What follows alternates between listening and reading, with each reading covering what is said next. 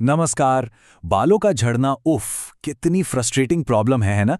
पर इसका असली कारण क्या है? आज हम इसी रहस्य से पर्दा उठाएंगे और एक ऐसे कारण के बारे में बात करेंगे जिसके बारे में शायद ही किसी ने सोचा हो। मतलब आपने मार्केट का हर शैम्पू ट्राई कर लिया, हर महंगा सीरम, हर तेल, लेकिन बाल हैं कि झड़ना बंद ही नहीं हो रहे। ऐसा क्यों?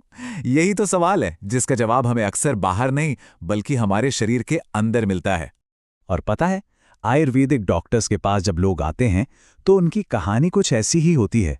वे कहते हैं, डॉक्टर साहब, अचानक से बाल गिरने लगे हैं। मैंने शैम्पू, तेल सब बदल कर देख लिया, कुछ काम नहीं कर रहा। ये दिखाता है कि ये समस्या कितनी आम और गहरी है। तो यहीं पर हमें एक कदम पीछे हटना होगा। असली प्रॉब्लम वो हमारे स्कैल्प पर है ही नहीं। हमें अपना फोकस बाहर से अंदर की तरफ शिफ्ट करना होगा।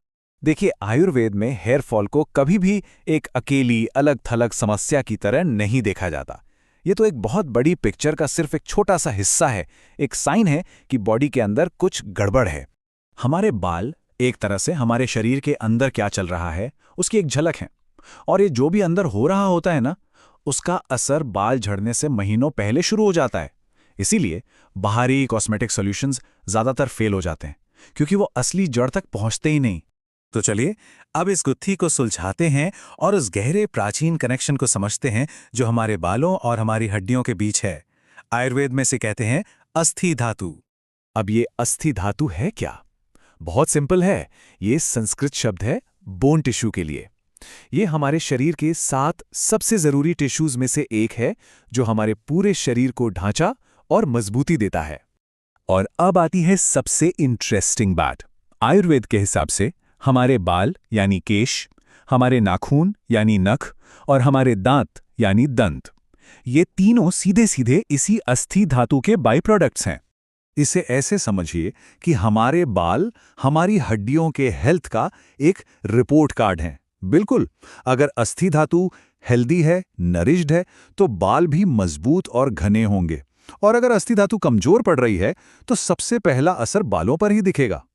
ठीक है, ये तो हुई पुरानी बात। पर सवाल ये है कि आज के ज़माने में हमारी मॉडर्न लाइफ में ये प्रॉब्लम इतनी ज़्यादा क्यों बढ़ गई है? असल में हमारी आज की लाइफस्टाइल ही इसकी सबसे बड़ी वजह है। लगातार बना रहने वाला स्ट्रेस और एंग्जाइटी, खाने पीने का कोई टाइम टेबल नहीं, डाइजेशन खराब, नींद पूरी ना होना और खाने में ज़रूरी न्यूट्रिएंट्स की कमी, ये सब मिलकर हमारे शरीर का पूरा पूरा सिस्टम हिला देते हैं। और यहीं पर आयुर्वेद का एक बहुत ही गहरा सिद्धांत काम करता है, आश्रय आश्रयी भाव। इसका मतलब है कि वात दोष और अस्थि धातु का रिश्ता उल्टा है। मतलब जब स्ट्रेस और खराब लाइफस्टाइल से शरीर में वात बढ़ता है, जो कि ड्राइनेस और मूवमेंट की एनर्जी है, तो अस्थि धातु यानी हमारी बोन टिश्यू कमजोर होने लगती है और नतीजा हेयर फॉल। चलिए अब एक बहुत ही जरूरी सवाल पर आते हैं। यहां आयुर्वेद और मॉडर्न साइंस का आमना सामना होता है। क्या इस हजारों साल पुरानी बात का कोई साइंटिफिक प्रूफ है? मतलब क्या हमारे पास कोई मॉडर्न साइंटिफिक डेटा है जो ये साबित कर सके कि बोन्स की हेल्थ और हेयर फॉल के बीच वाकई कोई कनेक्शन है? तो इसी सवाल का जवाब ढूंढने के लिए एक पायलट स्टडी की गई। इसमें 30 महिलाओं को शामिल किया गया और उनके हेयर फॉल की सिवियरिटी को उनकी बोन मिनरल डेंसिटी, जिसे BMD कहते हैं, उससे कंपेयर किया गया। इसके लिए डेक्सा स्कैन का इस्तेमाल हुआ और इस स्टडी के जो रिजल्ट्स आए वो चौंकाने वाले थे। बिल्कुल साफ और निर्णायक रिजल्ट था। एक नंबर -0.914। इसका मतलब है एक बहुत ही मजबूत नेगेटिव कोरिलेशन। आसान भाषा में, जिन महिलाओं के बाल बहुत ज्यादा झड़ रहे थे, उनकी हड्डियों की डेंसिटी भी उतनी ही ज्यादा कम पाई गई। ये मॉडर्न साइंस का डेटा आयुर्वेद के उस प्राचीन ज्ञान पर मोहर लगा रहा था। तो अब जब हमारे पास प्रूफ है तो सवाल उठता है कि करें क्या?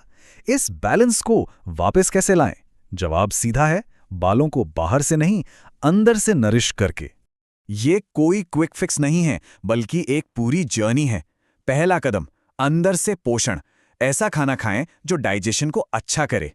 दूसरा, stress management, breathing exercises, lifestyle में सुधार, ये बहुत जरूरी है। और तीसरा और सबसे जरूरी, सिर्फ सिम्टम पर नहीं बल्कि प्रॉब्लम की जड़ पर काम करना, उस इंटरनल इम्बैलेंस को ठीक करना। और जाते जाते ये एक बात हमेशा याद रखिएगा, बाल घबराहट से ठीक नहीं होते, वो संतुलन से ठीक होते हैं। जब हमारा शरीर अंदर से शांत और पोषित महसूस करता है तो बाल अपने आप मजबूत होने लगते हैं। हमारे साथ जुड़ने के लिए बहुत बहुत शुक्रिया। अगर आप भी हेल्थ को इसी तरह गहराई से उसकी जड़ों से समझना चाहते हैं तो सौर्या बाम्स को सब्सक्राइब करना ना भूलें।